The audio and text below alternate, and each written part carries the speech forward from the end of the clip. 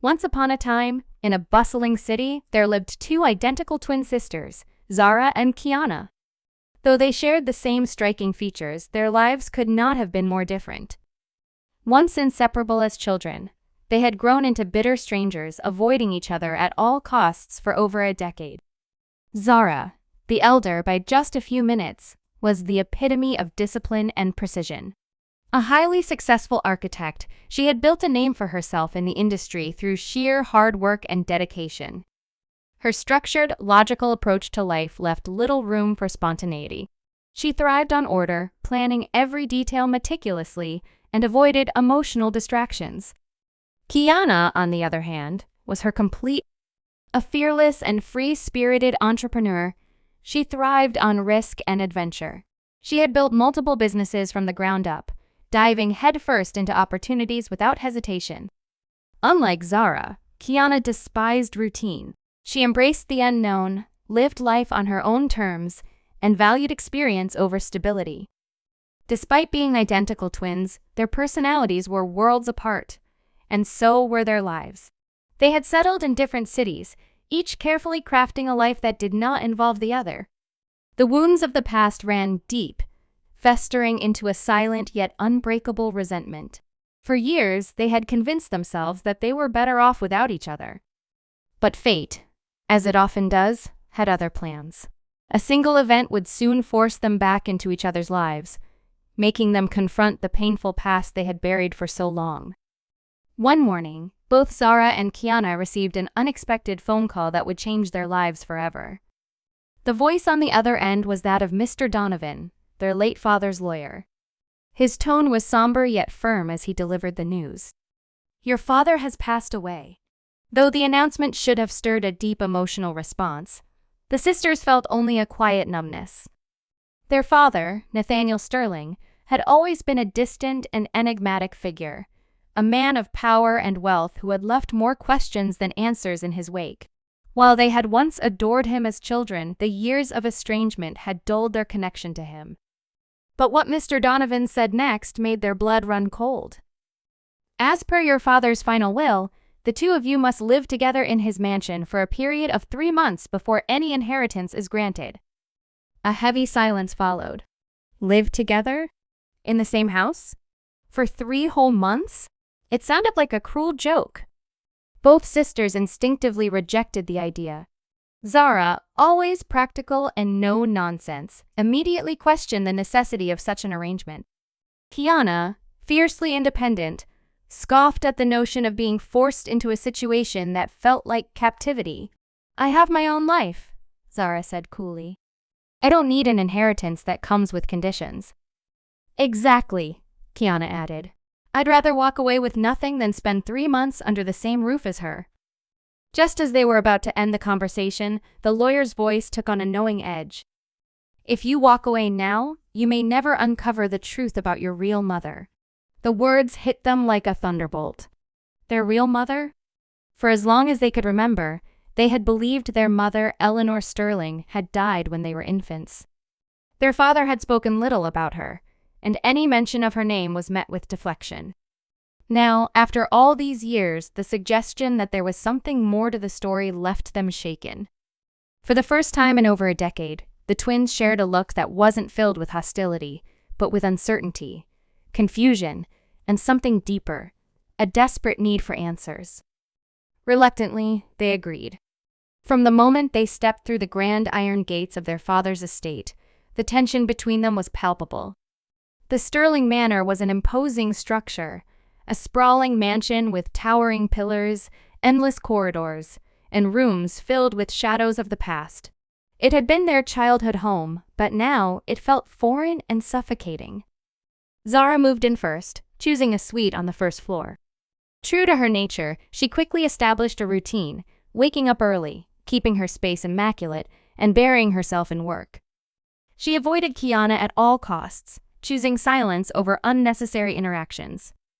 Kiana, on the other hand, took up residence on the second floor.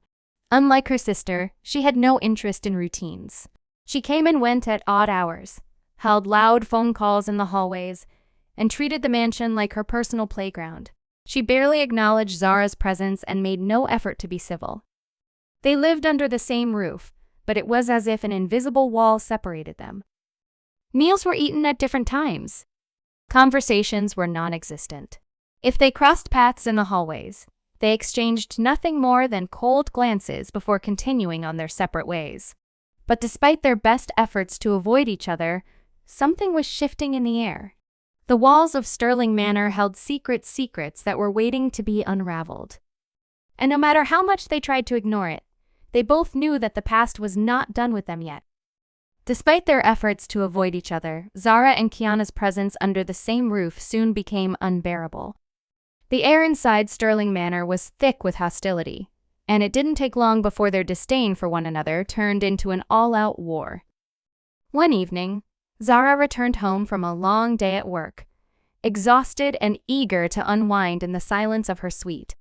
But as she stepped into the mansion, she was met with booming music, flashing lights, and the unmistakable scent of expensive liquor. Kiana had thrown a party. Not just any party, a full-blown, extravagant event with music shaking the walls, guests roaming every corner of the house, and laughter echoing through the halls. Zara clenched her fists, her patience snapping like a brittle thread. She had tolerated Kiana's recklessness for weeks, but this was too much.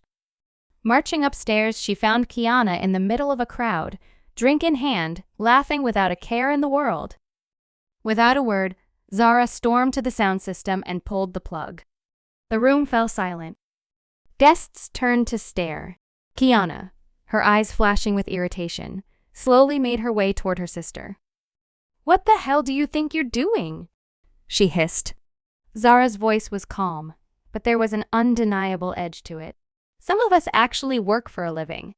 Turn this circus off." Kiana let out a mocking laugh. "Oh, I forgot you're allergic to fun. Loosen up, sis." Zara wasn't in the mood for sarcasm. "Turn it off, or I will." Kiana took a slow sip of her drink before slapping Zara across the face. A collective gasp rippled through the crowd. Zara's face burned not just from the impact, but from the sheer humiliation. But instead of reacting, she simply smirked. "Oh, you'll regret that." And she meant it. The next morning, while Kiana was still asleep in the aftermath of her party, Zara enacted her revenge. She walked down to the driveway, where Kiana's most prized possession, a sleek, custom-made sports car, gleamed under the morning sun. Zara took a deep breath, pulled out a small bag of sugar, and poured it straight into the gas tank. She knew exactly what she was doing. By the time Kiana would realize what had happened, her beloved car's engine would be completely ruined. And that was exactly what happened. That afternoon, Kiana's furious screams echoed through the mansion as she discovered the lifeless remains of her once perfect vehicle. She stormed inside, rage burning through her veins, and found Zara calmly reading on the couch. "You did this," Kiana growled. Zara barely looked up. "I have no idea what you're talking about." Kiana knew she was lying, and she vowed to get her revenge. If there was one thing Zara valued more than anything, it was her work. She was meticulous, organized, and obsessed with perfection. So Kiana hit her where it hurt the most. Late that night, she hacked into Zara's business emails and deleted critical contracts and blueprints that she had spent months working on. The next morning, Zara woke up to absolute chaos. Her office phone wouldn't stop ringing.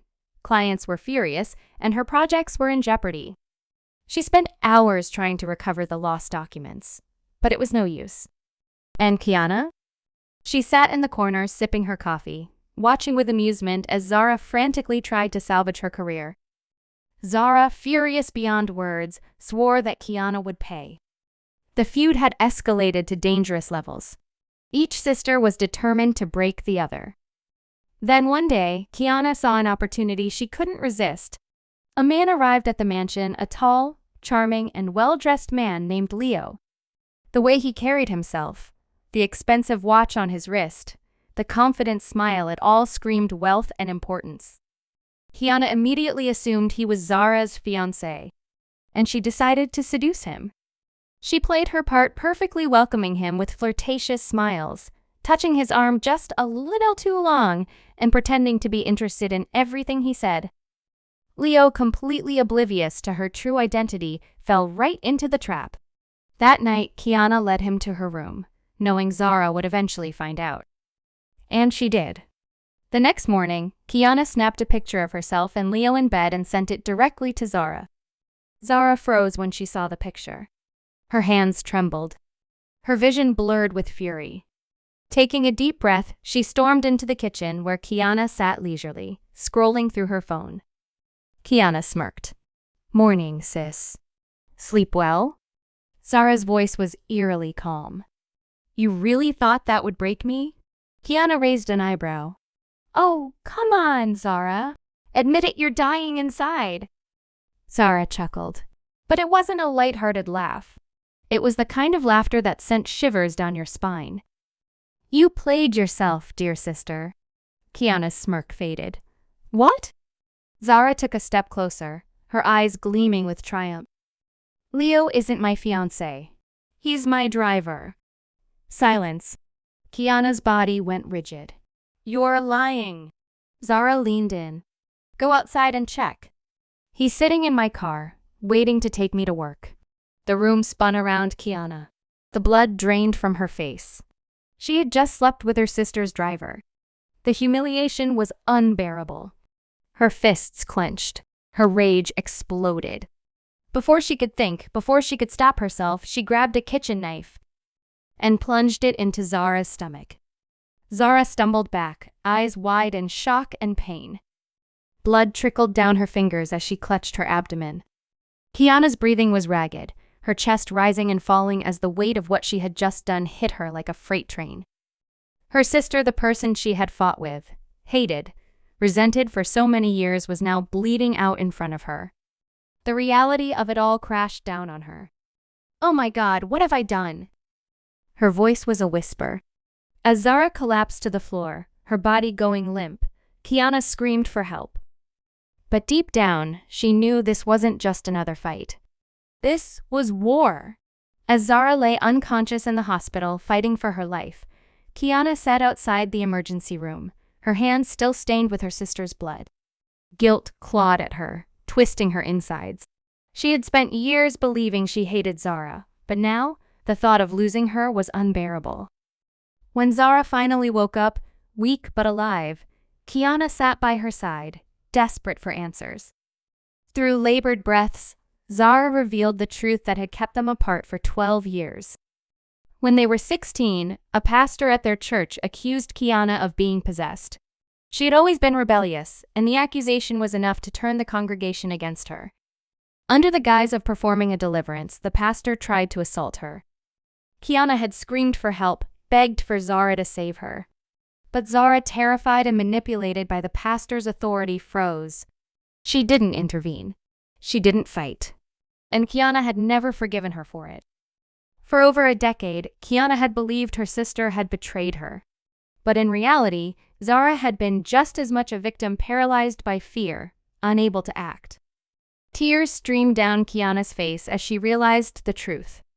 Her hatred had been built on a misunderstanding, and she had nearly killed her own sister because of it. Father's final letter, the truth and reconciliation. The 3 months came to an end, and for the first time in over a decade, Zara and Kiana sat side by side, not as enemies, but as sisters. The wounds of the past had been laid bare, and though the scars remained, they both knew that they no longer wanted to live in hatred. When Mr. Donovan, their father's lawyer, unfolded a letter from Nathaniel Sterling, the sisters braced themselves for the long-awaited truth about their mother. But what they heard was not what they expected.